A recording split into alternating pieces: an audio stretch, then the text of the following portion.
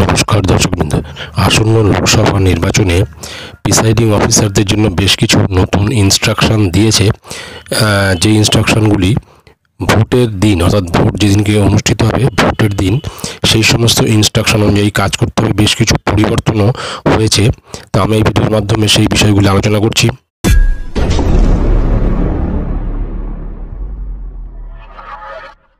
প্রথমে হচ্ছে presiding officers report format on poll day, অর্থাৎ ভোটের দিন প্রিসাইডিং অফিসারদের 5 ধরনের রিপোর্ট তৈরি করতে হবে এবং সেই রিপোর্টগুলির মধ্যে প্রথমে পার্ট 1-এ রয়েছে মক পোল সার্টিফিকেট, পার্ট 2-তে রয়েছে replacement of power pack of the control unit. যদি কন্ট্রোল ইউনিটের পাওয়ার প্যাকটা যদি পরিবর্তন করতে হয় তাহলেই কিন্তু এই পার্ট 2 এই রিপোর্টটি ফিল আপ করতে হবে। পার্ট 3-তে রয়েছে pressing of close button after completion of poll, অর্থাৎ ভোট শেষে ক্লোজ বাটনটা চাপ দিতে হবে, অর্থাৎ ক্লোজ করতে হবে। তার জন্য একটা রিপোর্ট পার্ট 3-তে এবং পার্ট 4-এ আছে EVM or VVPAT replacement report যদি রিপ্লেস করতে হয়, if replaced during mock poll. আর 5 নম্বরে যেটা রয়েছে রিপোর্টে সেটা ইভিএম আর VVPAT replacement report if replaced during actual poll, অর্থাৎ মক পোলের সময় যদি ভিভিপ্যাট বা ইভিএম কাজ না করে সেই সময় রিপ্লেস করতে হলে পার্ট 4 ফিল আপ করতে হবে। আর টোটাল ভোট প্রক্রিয়া চলাকালীন যদি ইভিএম বা ভিভিপ্যাট কাজ না করে সেটা রিপ্লেস করতে হলে তখন পার্ট 5 ফিল আপ করতে হবে। তারপরে যেটা রয়েছে collection of presiding officers report, presiding অফিসারের রিপোর্ট কালেক্ট করার বিষয়টি ওখানে বলা আছে। Part 1, part 2, part 3 of the presiding officers report shall be kept in an envelope. এটা কিন্তু একটা এনভেলপের মধ্যে এই 3টে রিপোর্ট আলাদা আলাদা থাকবে। Details to be printed on the envelope, এনভেলপের উপরে ডিটেলসটা কিন্তু এবার থেকে প্রিন্ট করা থাকবে।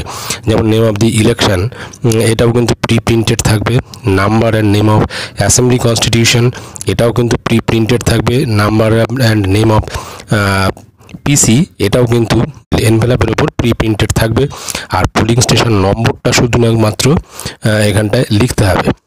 তারপরে যেটা রয়েছে যে presiding officer shall deposit the sealed envelope along with EVM VVPAT and another election materials at collection centre, অর্থাৎ কালেকশন সেন্টারে এই ইভিএম ভিভিপ্যাটের সাথে কিন্তু এই রিপোর্টগুলো হাতে হাতে জমা দিতে হবে।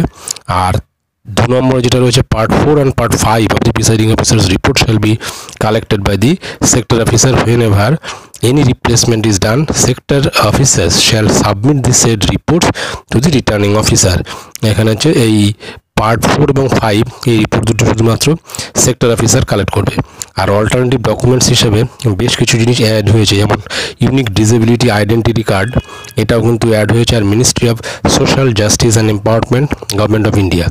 এরপর হচ্ছে hand over of the following items একটা আরসি অ্যান্ড অবটেইন রিসিপ্ট। এই বেশি জিনিসগুলো অর্থাৎ এই 7টা যে জিনিস রয়েছে এই 7টা জিনিস কিন্তু আরসিতে হ্যান্ড ওভার করতে হবে এবং তাদের থেকে একটা রিসিপ্ট নিতে হবে। যেমন control unit, ballot unit, VVPAT duly sealed in their respective carrying cases with VVPAT power pack. 2 number হচ্ছে first packet superscribed EVM papers containing 3 items. আর 3 নম্বরে যেটা হচ্ছে সেকেন্ড প্যাকেট যেটা থাকবে সেটা subscribed scrutiny covered containing 4 items, এখানে 4টা আইটেম থাকবে। 4 নম্বর হচ্ছে থার্ড প্যাকেট সুপারস্ক্রাইব যেখানে স্ট্যাচুটরি কভার্স কন্টেইনিং 5 আইটেমস, এর মধ্যে 5টা আইটেম থাকবে। আর 5 নম্বরে আছে ফোর্থ প্যাকেট যেখানে superscribe non statutory covers containing 11 items. আর 6 নম্বরে আছে fifth packet superscribed as handbook or manual etcetera containing 3+ items. আর 7 নম্বর আছে সিক্সথ প্যাকেট যেখানে superscribed as other materials containing 5+ items. এখন এই 7টা প্যাকেটের মধ্যে যে আইটেমগুলি কথা বলা হয়েছে সেই আইটেমগুলি নিয়ে পরবর্তী একটা ভিডিও এখানে দেওয়ার চেষ্টা করব। তারপরে যেটা হচ্ছে all remaining stationery items should be placed back in the respective transparent cardboard or carton containers and submitted at the receipt centre.